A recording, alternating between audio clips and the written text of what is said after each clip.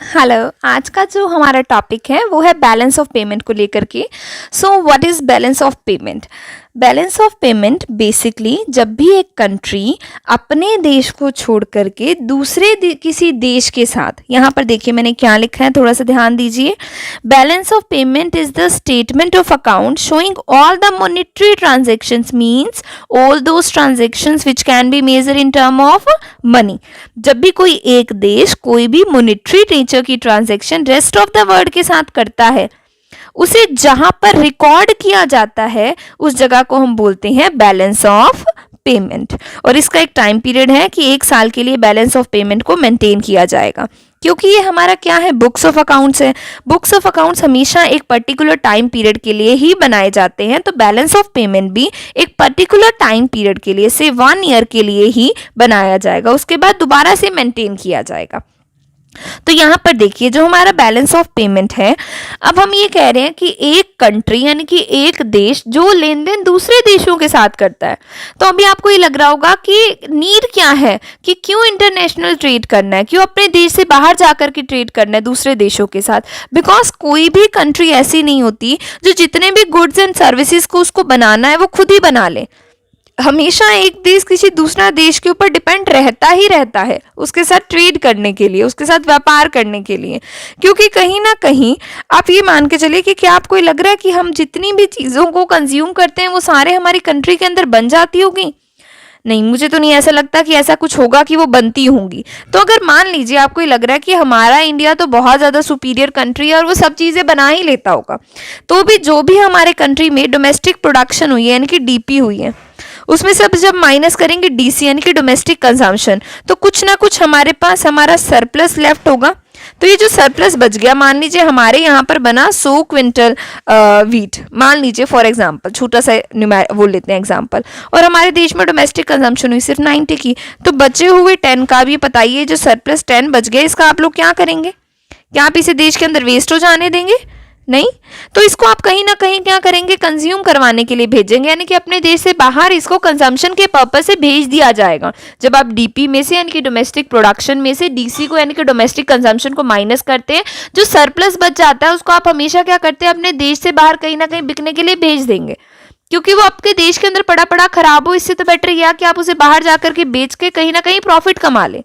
तो वो हम एक्सपोर्ट या इंपोर्ट, हर देश की नीड है, नेसेसिटी है। ग्लोबलाइजेशन के बाद तो इसकी जो नीड है वो और भी ज़्यादा सिग्निफिकेंस इसका बढ़ चुका है, तो इसलिए हम इंपोर्ट या एक्सपोर्ट को करते हैं। और जहां इन इंपोर्ट या एक्सपोर्ट्स को लिखा जाता है वो हमारा क्या होता है, बैलेंस ऑफ पेमेंट होता है। उसके अंदर हम एक ईयर के अंदर कितने इंपोर्ट या फिर एक्सपोर्ट हुए हैं उसको हम वहां पर लिखते हैं। तो बड़े सिंपल से लेमन लैंग्वेज में बात की जाए तो वो अकाउंट या वो खाता जहां पर इंपोर्ट या एक्सपोर्ट को जो एक देश में हुए हैं 1 साल के अंदर अंदर उसे लिखा जाता है, वो हमारा बैलेंस ऑफ पेमेंट होता है। अब आप ये चीज देखिए, क्या इंपोर्ट और एक्सपोर्ट का डाटा किसी प्राइवेट ऑर्गेनाइजेशन के पास अवेलेबल होगा और वो बैलेंस ऑफ पेमेंट को मेंटेन करेगा? जी बिल्कुल नहीं, क्योंकि जो बैलेंस ऑफ पेमेंट का हमारे पास डेटा है वो किसके पास है, आरबीआई के पास, सेंट्रल गवर्नमेंट के पास। तो उनका काम है इसको मेंटेन करने का, किसी प्राइवेट इंस्टीट्यूशन का काम इसे मेंटेन करने का नहीं है। अब यहाँ पर एक क्वेश्चन और अराइज होता है, क्या इसमें जो लेन देन यानी कि जो मॉनेटरी ट्रांजैक्शंस को रिकॉर्ड किया जा रहा है, ये क्या सिर्फ अपने जो गवर्नमेंट ने किया उसको रिकॉर्ड किया जाता होगा? यहाँ से एमसीक्यू बनता है, नहीं बिल्कुल नहीं। गवर्नमेंट और प्राइवेट पीपल सभी की इंपोर्ट और एक्सपोर्ट को लिखा जाता है। मान लीजिए ये इंडिया है, इंडिया के बाहर जो पैसा गया या इंडिया के अंदर जो पैसा आया, जरूरी नहीं है कि वो पैसा ही हो। कोई भी गुड जिसका मनी वर्थ निकलता हो, वो आया या गया, उसको रिकॉर्ड किया जाएगा, चाहे वो देश के अंदर किसी इंडिविजुअल ने किया हो, चाहे वो किसी फर्म ने किया हो, ग्रुप ने किया हो, या हमारे गवर्नमेंट ने किया हो, व्हाटसोएवर किसी ने भी किया हो, जहां पर उसको लिखा जाएगा वो हमारा क्या होता है, फॉरेन बैलेंस ऑफ पेमेंट होता है। तो वैसे तो भी मैंने बहुत शॉर्ट में आपको बताया कि इंपोर्ट एक्सपोर्ट क्यों किया जा रहा है, क्योंकि हमारे पास कहीं ना कहीं किसी ना किसी गुड्स की कमी है या कोई ना कोई सरप्लस है, इसलिए किया जा रहा है। पर इन रियल सेंस ऐसा नहीं होता है। इन रियल सेंस जो हमारा फॉरेन ट्रेड है उसके पीछे का जो बैकग्राउंड है वो बहुत ज़्यादा वास्ट है, और उसको मैं नहीं चाहती कि मैं बैलेंस ऑफ पेमेंट वाले टॉपिक में ही आपको समझा करके कन्फ्यूज़ करूँ। तो उसके लिए हम एक अलग से फॉरेन ट्रेड को लेकर के अपनी वीडियो ज़रूर बनाएंगे, जिसमें हम बैकग्राउंड को समझेंगे कि फॉरेन ट्रेड क्यों किया जा रहा है, कंपैरेटिव कॉस्ट एडवांटेज क्या है, एब्सोल्यूट कॉस्ट एडवांटेज क्या है। तो इन सब चीज़ों के ऊपर हम काम करेंगे। यहाँ पर अब आ जाते हैं और बड़ी नॉर्मल लैंग्वेज में बैलेंस ऑफ पेमेंट को जल्दी से समझते हैं।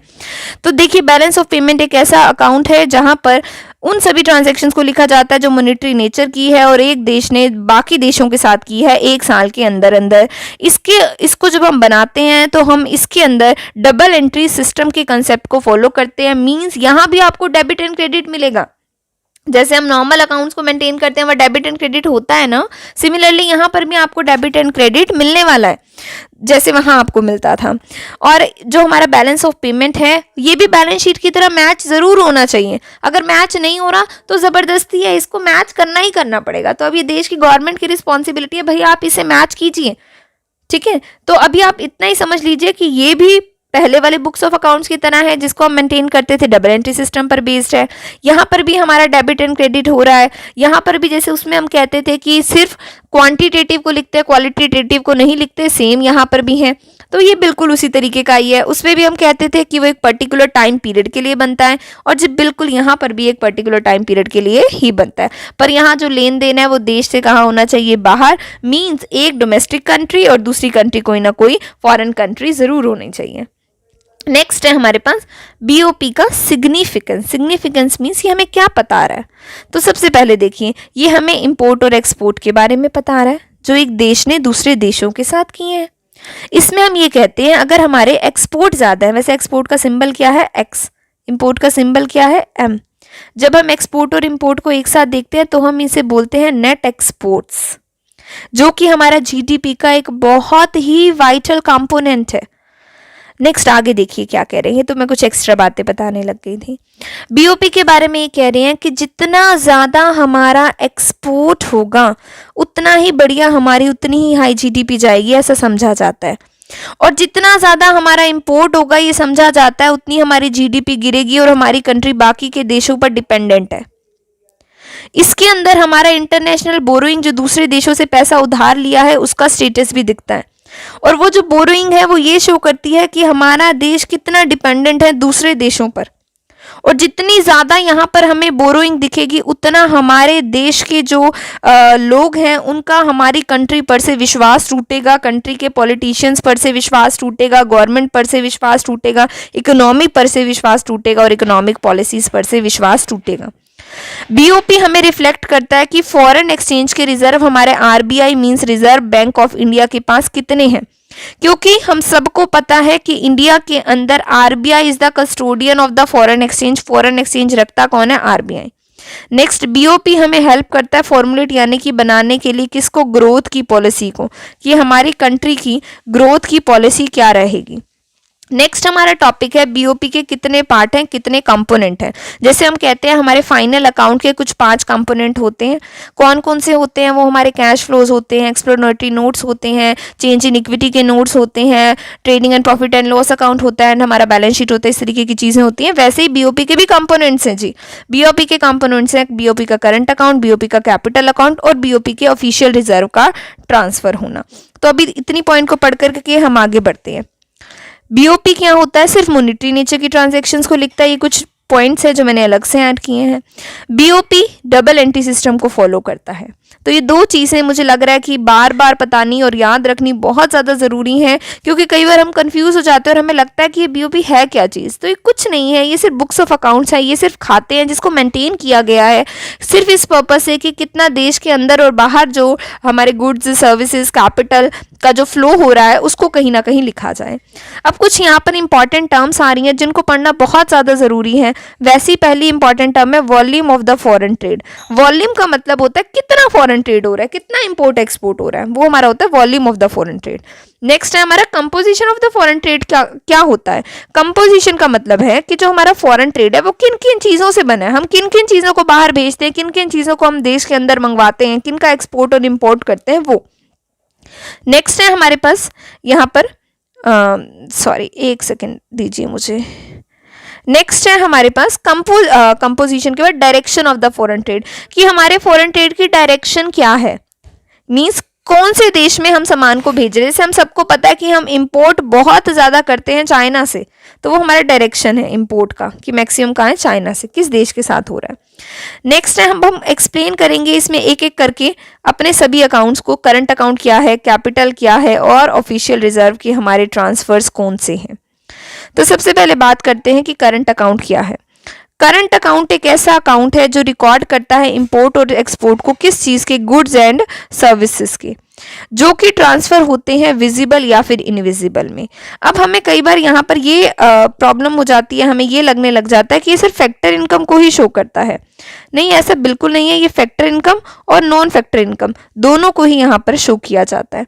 फैक्टर इनकम क्या होती है, आई थिंक ये सबको पता ही होगा, बट बेसिकली अगर बात की जाए, बहुत ज़्यादा शॉर्ट में बात की जाए, तो हमारी जो फैक्टर इनकम होती है वो हमारी इनकम होती है जो भी हमने अर्न की है, जो हमने कमाई है, जिसमें मोटा मोटा देखा जाए तो कंपनसेशन टू द एम्प्लॉयज़ हमारा आता है।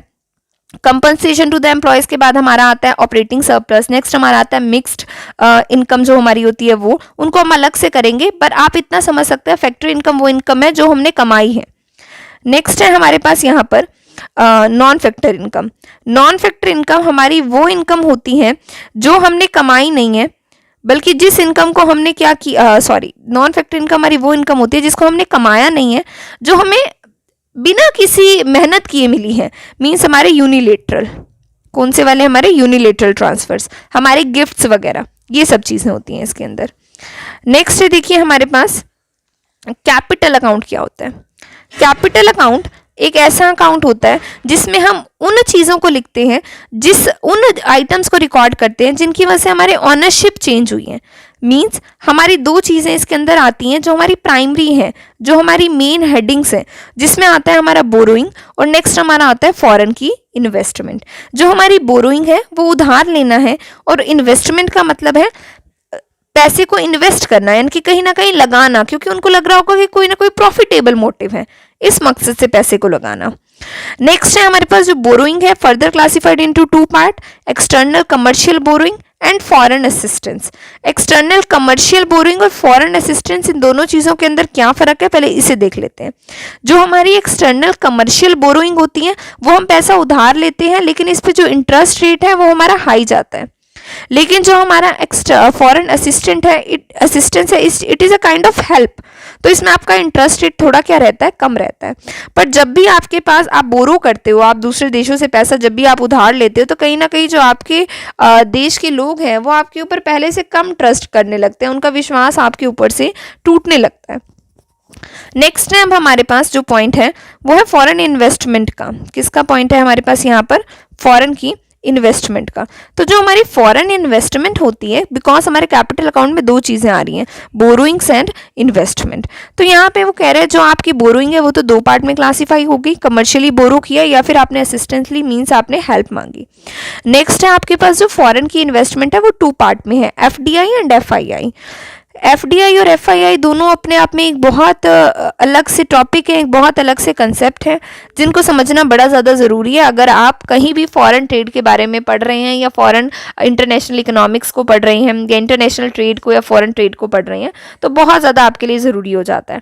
सबसे पहले हम बात करेंगे फॉरेन डायरेक्ट इन्वेस्टमेंट की, कि हमारी फॉरेन डायरेक्ट इन्वेस्टमेंट क्या होती है। मेरा मार्कर चेंज हो गया है यहाँ पर, खैर छोड़िए, कुछ नहीं होता। मेन बात यह है कि आपको समझ आना चाहिए, तो आप मेरी आवाज़ को सुनिए और समझने की मैक्सिमम कोशिश कीजिए यहाँ पर। तो जो आपका ये टॉपिक ज़रूर ध्यान से समझिएगा, फॉरेन डायरेक्ट इन्वेस्टमेंट क्या होता है। सबसे पहले हम इसकी बात करते हैं। जब भी हम कंट्री के बाहर से हमारे देश के अंदर पैसा आ रहा है और वो कहीं ना कहीं किसी बिजनेस की ऑनरशिप में लग रहा है, कहीं मालिक बनने के पर्पज से आ रहा है, कहीं पर वो आकर के मैनेज भी करेंगे, वो आकर के हमारे देश में कंट्रोल भी करेंगे। मींस उन्होंने आकर के अपनी कंपनी आउटलेट ही यहाँ पर खोल ली, जिसे वो पूरी तरीके से कंट्रोल करेंगे, इन्वेस्ट करेंगे। उनका मकसद सिर्फ यहाँ पर पैसे कमाना नहीं, अपना ओनरशिप स्थापित करना भी है। तो वो हमारी फॉरेन की डायरेक्ट इन्वेस्टमेंट होती है। बट फॉरेन इंस्टीट्यूशन इन्वेस्टमेंट में वो बस अपना पैसा लगाएंगे, उसके ऊपर इंटरेस्ट कमाएंगे। उनका मकसद यहाँ पर आकर के मालिकाना हक जमाना या फिर मालिक बनकर बैठ जाना या कंट्रोल करना नहीं रहेगा। तो वो हमारा होता है फॉरेन इंस्टीट्यूशनल इन्वेस्टमेंट, FII। और FII का अनदर नेम होता है पोर्टफोलियो इन्वेस्टमेंट। नेक्स्ट है अब हमारे पास, हमने इसके पार्ट्स को करा था अभी अभी, तो हमने अभी देखा था कि इसके पार्ट्स हैं current account, capital account and next हमारा इसका पार्ट हो गया था ऑफिशियल रिजर्व का ट्रांसफर। तो अभी हम बात करेंगे कि थर्ड पार्ट यानी कि ऑफिशियल रिजर्व का इसमें ट्रांसफर क्या है। तो जो आपका ऑफिशियल रिजर्व का ट्रांसफर है वो जब आप करंट अकाउंट और कैपिटल अकाउंट में क्या लिख रहे हैं, आप इसमें इंपोर्ट और क्या लिख रहे हैं, एक्सपोर्ट। इंपोर्ट का क्या सिंबल होता है आपका, एम, इंपोर्ट, और क्या लिख रहे हैं, एक्स, एक्सपोर्ट। इसको आप बोल क्या रहे हैं, नेट एक्सपोर्ट। तो जब आप इंपोर्ट माइनस एक्सपोर्ट कर रहे हैं और अपनी वैल्यू को फाइंड कर रहे हैं कि कितना इंपोर्ट और कितना एक्सपोर्ट हुआ है एक इकोनॉमी के अंदर हमारा दूसरे देशों के साथ, तो क्या आपको लगता है कि आपके इंपोर्ट और एक्सपोर्ट बिल्कुल आपके सॉरी मैं आई क्यों लिख रही हूँ, इंपोर्ट और आपके एक्सपोर्ट जो है वो बिल्कुल बराबर आ जाएंगे? नहीं, वो ऑलवेज बराबर नहीं आएंगे। पर आपको आपके बीओपी को तो मैच करना है, आपको अपने इंपोर्ट और एक्सपोर्ट के स्टेटस को तो मैच करना है। तो अगर ये बराबर नहीं आए और फिर आपको मैच करना है तो कैसे करेंगे आप इसे मैच? आप इसे मैच करेंगे ऑफिशियल रिजर्व के ट्रांसफर से। कैसे मैच करेंगे आप इसे? ऑफिशियल रिजर्व के ट्रांसफर से। तो क्या ऑफिशियल रिजर्व का ट्रांसफर क्या चीज़ है? ये ऑफिशियल रिजर्व के ट्रांसफर इस मकसद से किए जाते हैं कि जो बीओपी हमारा मैच नहीं हो रहा, यानी कि एक्सपोर्ट और इंपोर्ट हमारे बराबर नहीं आ रहे, उन्हें बराबर कराया जाए। इस मकसद से हम क्या करते हैं, ऑफिशियल रिजर्व के ट्रांसफर्स को किया जाता है। तो यहाँ देखिए द ओवरऑल बैलेंस, यहाँ पर आप ध्यान दीजिएगा, the overall balance is finally reflected by the official reserve transfer, जिनको करता कौन है, आरबीआई करता है। किस मकसद से करता है? कि आपके बीओपी को बैलेंस कर लिया जाए। अगर आपके ऑफिशियल रिजर्व इंक्रीज हो रहे हैं तो उसमें आप नेगेटिव साइन लगाएंगे, और अगर वो आपके डिक्रीज हो रहे हैं तो उसमें आप पॉजिटिव साइन लगाएंगे। अगर आपकी बैलेंस ऑटोमेटिकली ही इक्वल आ गया है और आपको ऑफिशियल रिजर्व को ट्रांसफर करने की जरूरत नहीं है, इट मीन्स दैट आपका करंट और कैपिटल अकाउंट में जितने एक्सपोर्ट और इंपोर्ट है वो आपस में ही एक दूसरे के क्या आ गए हैं, बराबर आ गए हैं। अब देखिए जो ऑफिशियल रिजर्व के हमारे ट्रांसफर हैं उसके अंदर वो कह रहे हैं कि इन ट्रांजैक्शंस को बिलो द लाइन ट्रांजैक्शंस बोला जाता है। कौन सी ट्रांजैक्शंस बोला जाता है? Below the line transactions. इसके पीछे रीजन क्या है? जो ये आपका करंट और कैपिटल अकाउंट का ट्रांसफर है, इन दोनों को आप अबव द लाइन करते हैं। मीन्स मान लीजिए यहाँ तक आपने बैलेंस निकाले, बैलेंस निकालने के बाद आपका बच गया -20 करोड़ डॉलर। तो आप क्या करेंगे, इस लाइन को यानी कि बैलेंस निकालने के बाद यहाँ पर प्लस कर देंगे 20 करोड़ डॉलर और इसके बैलेंस को जीरो लेकर के आएंगे। तो ये आपने जो एंड में पूरा का पूरा काम किया वो किस मकसद से आपने इस पूरे के पूरे काम को किया? सिर्फ एक ही मकसद से आपने इसको किया, ऑफिशियल रिजर्व के ट्रांसफर को, ताकि आपका बीओपी मैच हो जाए। मींस ऑफिशियल रिजर्व ट्रांसफर का अपने आप का तो इसका कोई अस्तित्व है ही नहीं।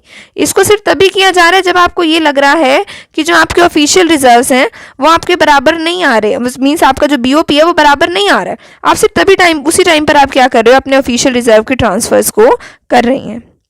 Give me 2 minutes.